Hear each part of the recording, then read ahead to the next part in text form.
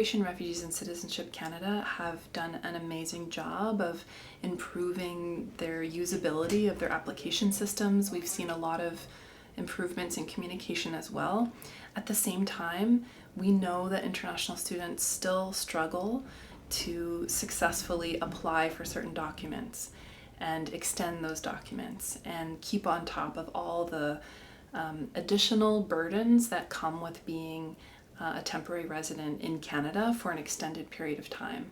So our job is to try to alleviate those stressors as much as possible. The program that we want to highlight and share with others is our set of digital immigration tools. And we've set them up kind of like a stepped care model to support international students. The first one would be something called a reminder system. And this is a reminder system that's integrated into the student information system as part of UBC's management of students' records and data.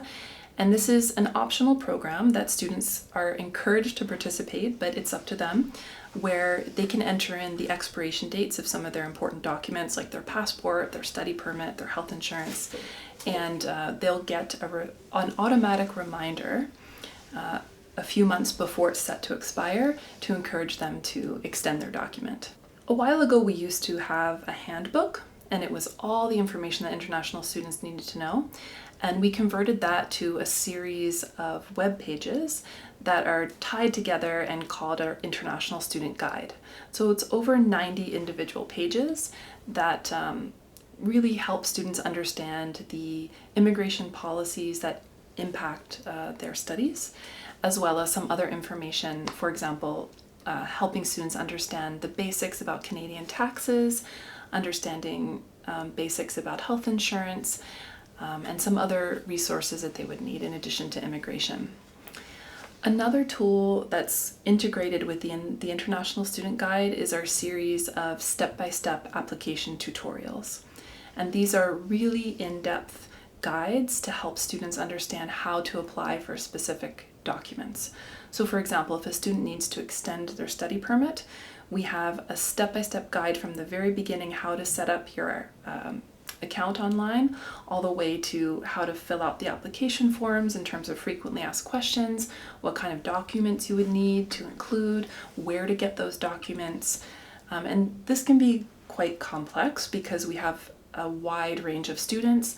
Some are here as exchange students, some are here doing their PhD, some are here on short-term programs and certificates. So we really have to make sure that that tutorial can help students understand their specific situation and know exactly what they need to do.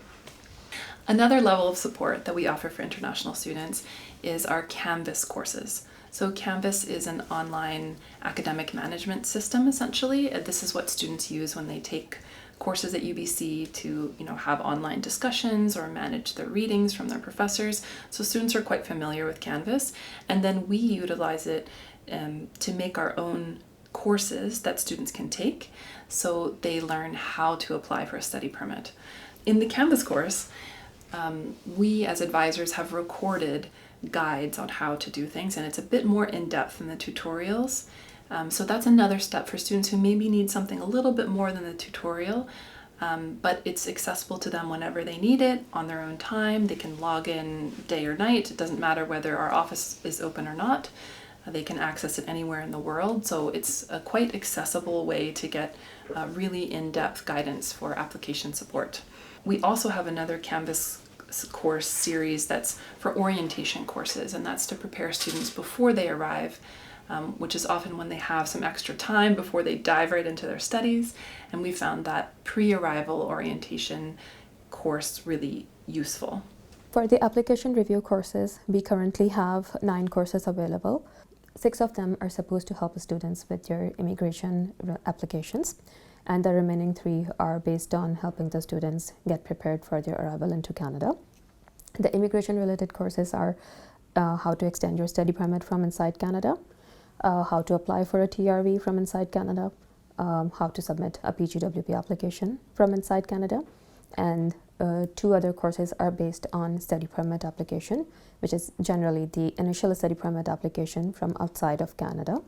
And since there are 2 routes for that, so we have 2 different courses. One is to explain to students how to apply for an initial study permit using the SDS route, and the other one is how they can do that via the regular route. And coming to the other courses, which are the iPrep courses. So those courses are basically focused on helping newly admitted international students who arrive in Canada with some information that could be really helpful for them before they arrive and even after arrival. So for example, about the health insurance, about their immigration status, and other details which we find that are helpful for the students. Most of the international students are able to make it on time for the orientation, and that is the time when we share all of this information. But sometimes due to the study permit delays and travel, they are not able to attend the orientation. And at that time, those courses come in really handy. So if they have missed that orientation for the immigration part, they can get information from our office based on these courses. So another tool that we have is called a web form, and it's not a typical web form that you encounter on the internet where it's just asking you to submit a question, but it actually walks students through some of the resources throughout the International Student Guide and all the other resources that I've mentioned. So a student would say, here are the type of questions that I have, and then it automatically shows them some of the options throughout our websites that students can choose to utilize. And we found that a lot of students are actually able to figure out how to get the information they need without having to wait for a personalized response from an advisor. So the web form helps channel students and kind of guide them through all the different digital tools. And eventually, if they can't get their questions answered, of course, they have that option to reach an individual advisor. Our website is geared to assist the majority of students, 80% of students, who would be able to self-serve with our online tools. And then for the remaining 20% where their situation is complex or unusual, we invite them to come see us, and that allows us to focus our resources on the most complex cases or the most unusual cases and give them more touch points. In the 20% of cases where international students need more specific support, by using our tutorial and our Canvas application review course, they're able to prepare the majority of the application themselves and do a lot of legwork before they come in to meet with us. And in doing so, we're able to make the best use of our time when we meet with students and use our time the most effectively as possible. So it's really helpful if we can tell the student that we have an application review course available for you, where you can go watch this video and all of these questions will be answered. So students find that helpful, and it also helps us maximize our resources. So the time that we are saving from answering those questions by email or in person, we can use that time to help students who are in a more complex situation. Our team is really fortunate to have a lot of subject matter experts where we're able to interpret immigration laws and policies in such a way where we can highlight options for students and we can highlight what action steps they have to take. And by interpreting the policies, we give value to students to go beyond what would be on an IRCC page, where students might not understand how one policy is connected to other aspects.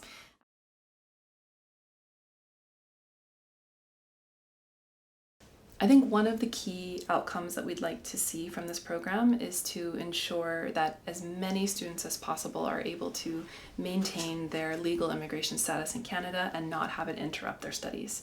When a student's study permit expires, this can have really detrimental consequences. We want to be proactive and help students avoid that as much as possible. I think a long-term outcome that we'd like to see come out of these digital tools is a way for Immigration, Refugee, and Citizenship Canada to see the kind of pain points that international students experience in their applications, so that we might actually serve as a partner to help IRCC improve its online resources. So in January 2014, we started a project called the Advising Assessment Project.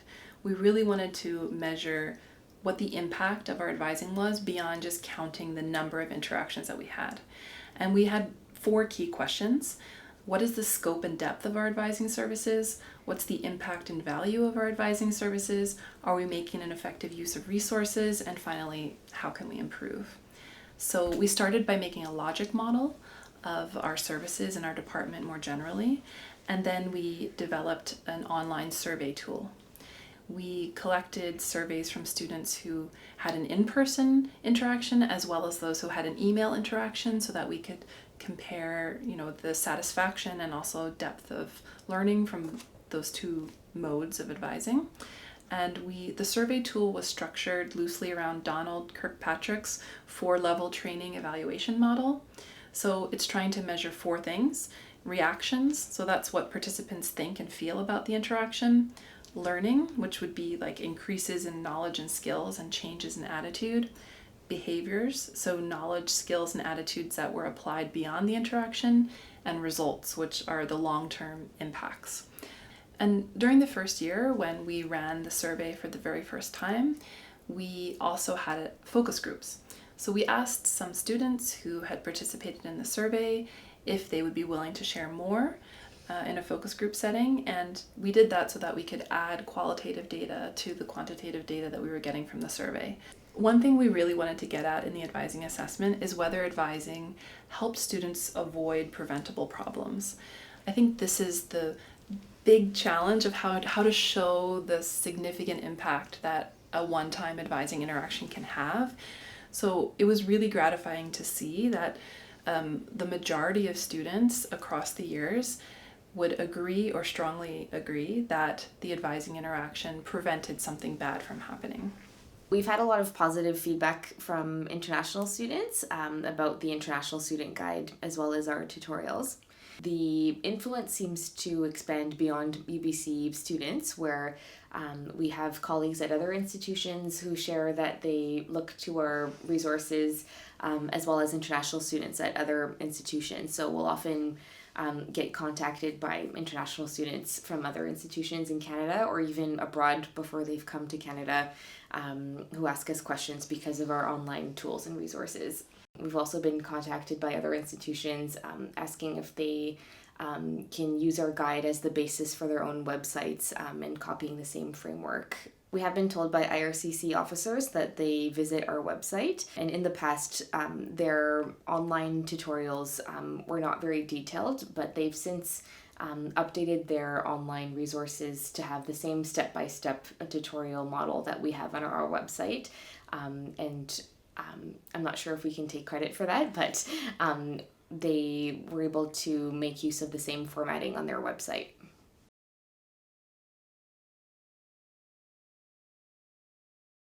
So having really strong online content is certainly helpful for many different types of clients in many different service areas. So for instance, if refugees were looking to claim asylum or to learn about health insurance, or if permanent residents were looking to apply for citizenship, there's many different user groups who would find detailed guides helpful, and to have these guides interpreted in a way that's easy to understand for them, and which breaks down the impacts on them and the options that they have to take and the action steps they have to take. So certainly other institutions or organizations can benefit from creating these self-serve tools, and in doing so they would then be able to focus on the more challenging cases by addressing the majority of cases with their tools online. The first and very important skill to develop these resources would be an understanding of the immigration law and regulations. The second skill would be computer skills. So I would say skills in recording the videos, or just to record the screen, and video editing could be really helpful. On top of that, a web-based learning resource could be really helpful. For example, Canvas. At UBC, we do have access to Canvas, so it was very easy for us to use. Other institutions or organizations could also leverage Blackboard or D2L Brightspace or a similar web-based learning resource. And for the video recording, we used Camtasia. That is particularly easy to use, but there are other resources available, which could be ScreenPaul or ScreenFlow, and many other resources which could be free of charge. So a little research in that area could be helpful in finding more alternatives. Overall, these learning resources and tools are really helpful in supporting international students with their journey because they are already in a very complex situation. So they have to manage their studies, work, adjustment into a new environment and country, cultural transition, and so many other things that they have to deal with at the same time. So if we can take one part, which is their immigration journey, and make it easier for them in terms of helping them to understand how it works and what they could do to comply with the immigration law and regulations, that could really support them. So I think in this way, creating these resources is really helpful to support these students and making their journey easier.